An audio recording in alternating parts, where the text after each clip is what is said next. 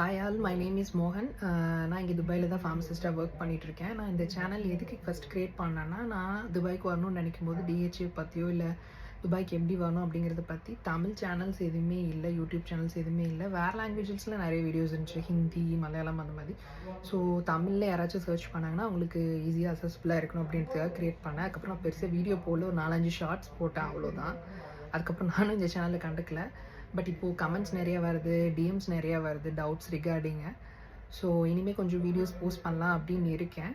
So stay tuned. அவங்களுக்கு என்னென்ன doubts இருக்குன்றது கமெண்ட்ஸில் சொல்லுங்கள், இல்லை டிஎம் பண்ணுங்க இன்ஸ்டாவில். நான் அவங்களுக்கு ரிப்ளை பண்ணுறேன். அண்ட் இப்போது நான் கொஞ்சம் கமெண்ட்ஸ் எடுத்து வச்சுருக்கேன், கொஞ்சம் ரிப்பீட்டடாக வந்ததில்.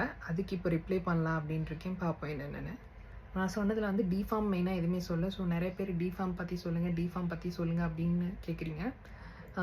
என்னோட மெயின் அட்வைஸ் என்ன அப்படின்னா, பெட்டர் டு பிஃபார்ம், அதுக்கப்புறம் இங்கே வரலாம் நீங்கள். ஏன்னா இப்போ டிஃபார்முக்கு உண்டான ஜாப் ஆப்பர்ச்சுனிட்டிஸ் அவ்வளோ நிறைய இல்லை. லைக் ரீட்டைல் சைடில் எதுவும் இல்லைன்னு நினைக்கிறேன். யாரும் அவ்வளோ ஹையர் பண்ணுறதில்ல. சில ஹாஸ்பிட்டல்ஸில் ரெக்யூர் பண்ணுறாங்க, லைக் பேக்கெண்டில் ஹெல்ப் பண்ணுற மாதிரி, அசிஸ்ட் பண்ணுறதுக்கு ஃபார்மசிஸ்ட்க்கு.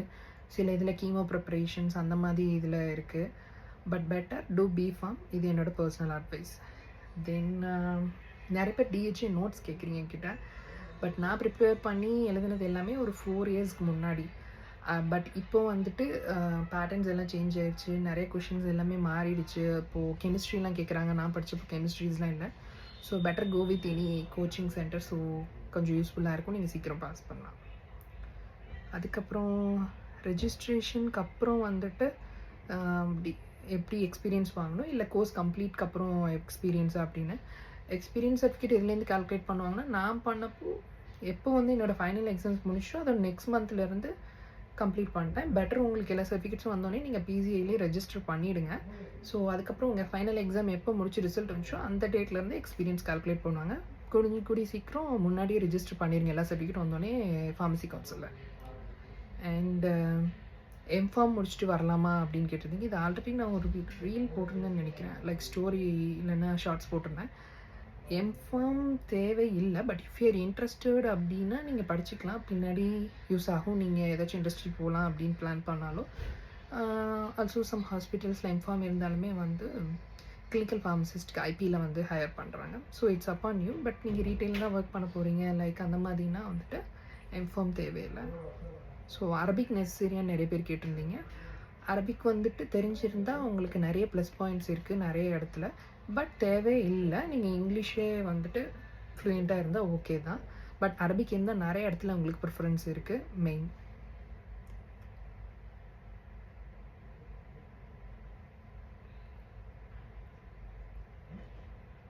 ஸோ ட்ரெயினி ஃபார்மசிஸ்ட் பற்றி அப்புறம் நிறைய பேர் கேட்டிருந்தீங்க. ட்ரெயினி ஃபார்மசிஸ்ட்டுக்கு இப்போது சேலரிஸும் கம்மி, அப்புறம் நிறைய இடத்துல ஒர்க் லோடு அதிகமாக இருக்குது. சில இடத்துல எக்ஸ்ட்ரா ஒர்க்ஸ் அதர் தென் ஃபார்மசிஸ்டோட ஒர்க்ஸ் கொடுக்குறாங்க. அண்டு கொஞ்சம் ரொம்ப பெட்டராக கிடையாது ட்ரெயினி ஃபார்மசிஸ்ட்டுக்கு. நீங்கள் முடிச்சோடனே இங்கே எக்ஸ்பீரியன்ஸ் எடுத்துக்கலாம், உங்களுக்கு அவ்வளோ ஃபினான்ஷியல் இதாக இருக்குது அப்படின்னா இட்ஸ் பெட்டர் இங்கே 2 இயர்ஸ் எக்ஸ்பீரியன்ஸ் எடுத்துகிட்டு அதுக்கப்புறம் டிஹெச்ஏ எழுதிக்கலாம்.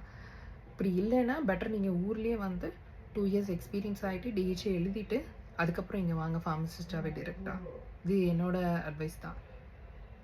ஹோம் கண்ட்ரிலேருந்து அப்ளை பண்ணலாமா அப்படின்னு நோ.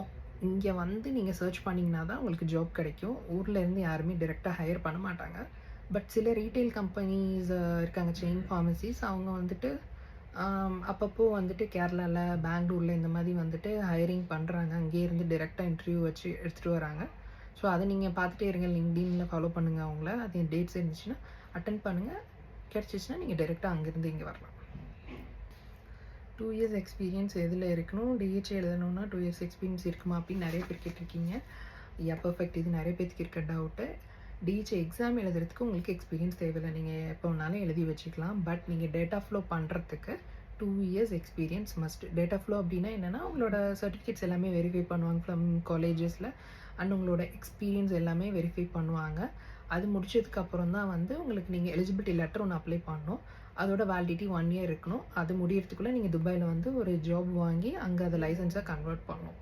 ஸோ உங்களுக்கு டேட்டா ஃப்ளோ பண்ணுறதுக்கு கண்டிப்பாக 2 இயர்ஸ் எக்ஸ்பீரியன்ஸ் தேவை. அதுலேயும் நிறைய பேருக்கு டவுட்டு, எதில் வேணாலும் உங்கள் எக்ஸ்பீரியன்ஸ் இருக்கலாம். எய்தர் ரீட்டெயிலில் இருக்கலாம், கிளினிக் ஃபார்மசியில் இருக்கலாம், ஹாஸ்பிட்டல் ஃபார்மசியில் இருக்கலாம். இந்த மாதிரி எதில் வேணாலுமே இருக்கலாம். பட் 2 இயர்ஸ் எக்ஸ்பீரியன்ஸ் இருக்கணும். அண்ட் மெயினாக வந்து கொஞ்சம் ஒரு நல்ல கம்பெனிஸில் ஒர்க் பண்ணுங்கள். ஏன்னா அது வந்து மெயில் பண்ணுவாங்க, டேட்டா ஃப்ளோ வந்து வெரிஃபிகேஷனுக்கு கால் பண்ணுவாங்க. அதை அவங்க எடுத்து அட்டன் பண்ணணும். சில டைம் இந்த மாதிரி சர்டிஃபிகேட்ஸ்லாம் ப்ரொடியூஸ் பண்ண சொல்லுவாங்க, நீங்கள் சேலரி எப்படி வாங்கினீங்க அதெல்லாம். ஸோ கொஞ்சம் பெட்டர் கம்பெனியாக இருந்தால் உங்களுக்கு டேட்டா ஃப்ளோ சீக்கிரம் முடியும், பாசிட்டிவ் கமெண்ட்ஸ் கிடைக்கும். ஸோ அந்த மாதிரி ஒர்க் பண்ணுறது கொஞ்சம் பெட்டராக இருக்கும் உங்களுக்கு. ஓகே, இதுதான் மேக்ஸிமம் நிறைய கமெண்ட்ஸ் வந்துட்டு இருந்தது. ஸோ அதுக்கு இப்போ ரிப்ளை பண்ணிட்டேன். நெக்ஸ்ட்டு நிறைய வீடியோஸ் நான் போஸ்ட் பண்ணுறேன். உங்களோட டவுட்ஸ் இருந்தால் கமெண்ட்ஸில் கேளுங்க. இப்போ இந்த வீடியோவில் போட்டதுலேயே திரும்ப திரும்ப கேட்க வேணாம். வேறு ஏதாச்சும் நியூவாக இருந்துச்சுன்னா உங்களோட டவுட்ஸ் வந்து கமெண்ட்ஸில் கேளுங்க. நான் கூடிய சீக்கிரம் வந்து வீடியோஸ் போஸ்ட் பண்ணுறேன். Okay, by.